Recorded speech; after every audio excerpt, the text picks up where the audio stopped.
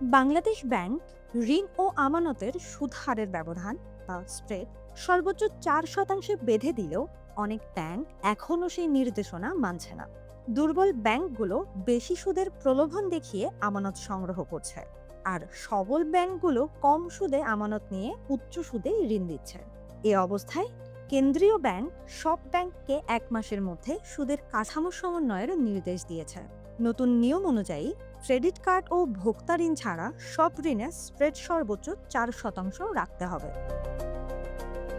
কেন্দ্রীয় ব্যাংকের তথ্য বলছে, জুন শেষে ঋণের সর্বোচ্চ সুদ নিচ্ছে পদ্মা ব্যাংক 14.95%, আর তাদের আমানতের সুদ 8.67%। বিপরীতে আমানতের সর্বোচ্চ 9.91% সুদ দিচ্ছে এবি ব্যাংক, তবে তাদের ঋণের সুদ 10.15%।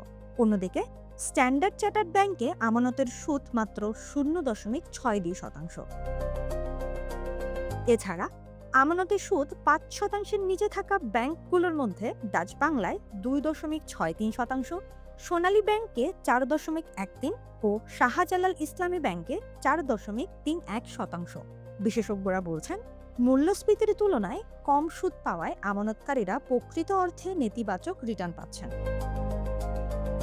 কেন্দ্রীয় ব্যাংক আরও বলছে, বর্তমানে 10টি ব্যাংক 8%-এর বেশি সুদে আমানত নিচ্ছে।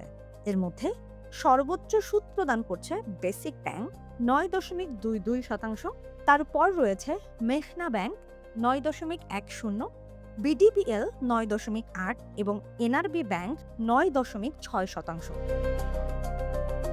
অন্যদিকে বিদেশি ও শক্তিশালী ব্যাংকগুলো অনেক কম সুদে আমানত সংগ্রহ করছে।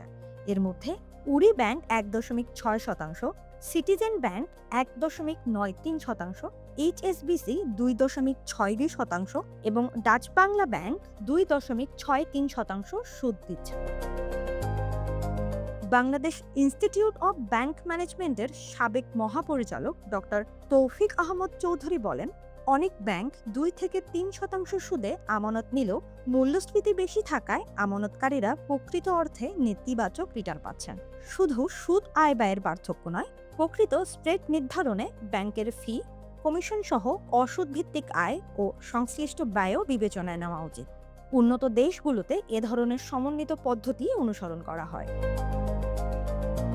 বাংলাদেশ ব্যাংকের মুখপাত্র আরিফ হাসান খান জাতীয় অর্থনীতিকে বলেন, নতুন নির্দেশনার লক্ষ্য সুদের হার নির্ধারণ করা নয়, বরং ঋণ ও আমানতের সুদ হারের ব্যবধান 4%-এর মধ্যে সীমিত রাখা।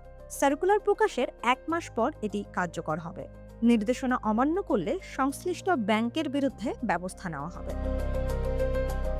তবে শেষ পর্যন্ত কেন্দ্রীয় ব্যাংক কতটা কার্যকরভাবে এই নির্দেশনা বাস্তবায়ন করতে পারে, সেটিই এখন দেখার বিষয়।